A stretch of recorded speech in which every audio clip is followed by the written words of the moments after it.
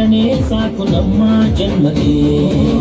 ಕಾಯಬೇಕು ಶ್ವೇತಾಂಗ ಎಲ್ಲ ನೀನೆ ಭೂಷಾಂಗ, ನಿನ್ನ ತಂದೆ ನಿಖಿಲಾಕ್ಷ ನೀನು ತಾನೆ ಅವನಂಶ, ಮರಕದ ಮಣಿ ನೀನ ಮಹಾಸಂಭವ.